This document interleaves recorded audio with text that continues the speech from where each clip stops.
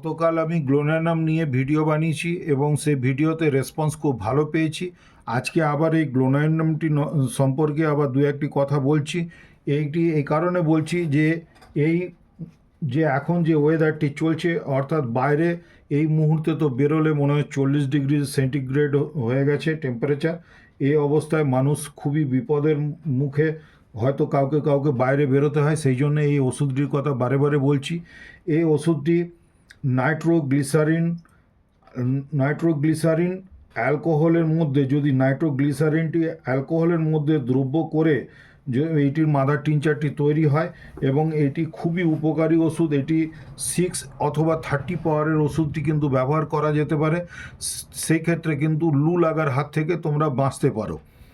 যদি কাউকে বাইরে বেরোতে না হয় তাহলে তো খুব ভালো কথা, কিন্তু যাদেরকে বাইরে বেরোতেই হবে এরকম যদি পরিস্থিতি হয় তাদের জন্য আমি গ্লোনানাম 6 অথবা 30 পাওয়ারের ওষুধটি 2 থেকে 3 ফোঁটা মুখে দিয়ে আমি বেরোতে আদেশ করছি। এটি তোমরা বলতে পারো যে এটি করলে কিন্তু তোমাদের লু লাগার হাত থেকে বেঁচে যাবে।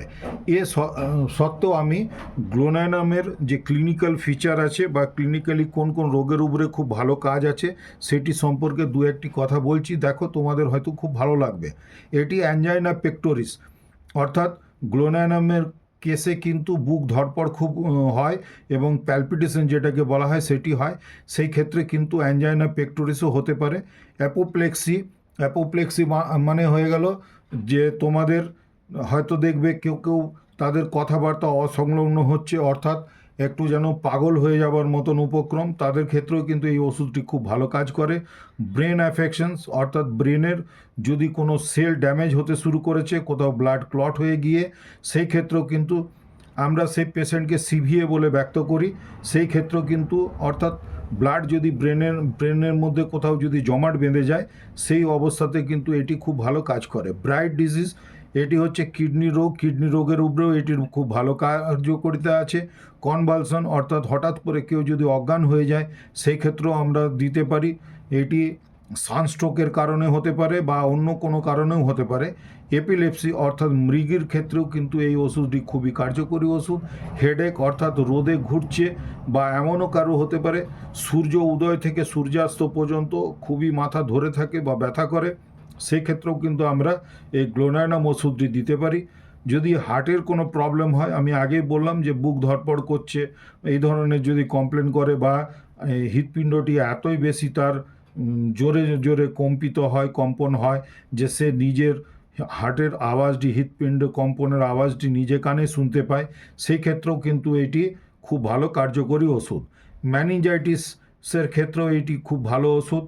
এবং মেনস্ট্রুয়াল ডিসঅর্ডার, অর্থাৎ মহিলাদের ক্ষেত্রে এরকম কিন্তু দেখতে পাওয়া যায় যে অতিরিক্ত রোদ যখন প্রখর তাপ হয়ে যায়, ওয়েদারটি খুবই শুষ্ক ড্রাই হয়ে যায়, সেই ক্ষেত্রে কিন্তু অনেকেরই মহিলাদের একটি অ্যামেনোরিয়া হতে পারে। সেই ক্ষেত্রে কিন্তু আমরা এই ওষুধটি ব্যবহার করতে পারি। মেনোপজাল সিনড্রোম, অর্থাৎ যে সময় মহিলাদের রজস্রাব প্রায় বন্ধ হয়ে যাবার মুখে বা বন্ধ হয়ে গেছে, এই মতন অবস্থাতেও কিন্তু তাদের বিভিন্ন ধরনের হয়তো মাথা গরম, শরীর গরম বা গা জ্বালা জ্বালা করছে, মাথা জ্বালা করছে, এই ধরনের যদি কমপ্লেন করে তাহলে কিন্তু আমরা এই ওষুধটি ব্যবহার করতে পারি।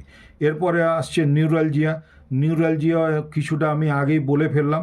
নার্ভের যদি কোনো ধরনের পেন হয় সেখানে কিন্তু আমরা এই ওষুধটি ব্যবহার করতে পারি।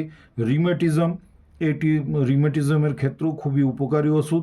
এছাড়াও সানস্ট্রোক, আমি তো বহুবারই বললাম যে সানস্ট্রোকের জন্য এইটি কিন্তু আমাদের হোমিওপ্যাথিক জগতের একটি আশীর্বাদ স্বরূপ মেডিসিন। এই ওষুধটি কিন্তু তোমরা মুখে নিয়ে 2 থেকে 3 ফোঁটা ড্রপ মুখে নিয়ে তোমরা যদি বাইরে বেরো, আশা করা যায় হয়তো তোমাদের লু লাগার হাত থেকে তোমরা বেঁচে যেতে পারো। এই ভিডিওটিতে তোমরা যে স্ক্রিনে যে বইটি দেখতে পাচ্ছ এটি একটি রেফারেন্স বই।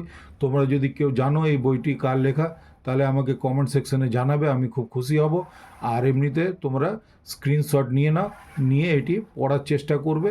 আরও এইটি সম্পর্কে বিস্তারিত নলেজ তোমাদের হওয়া দরকার। যারা আমার হোমিওপ্যাথিক জুনিয়র বন্ধুরা আছো, প্র্যাকটিশনার হও বা যারা পড়াশোনা করছো, সকলের জন্যই এটি হয়তো খুবই কাজে দেবে।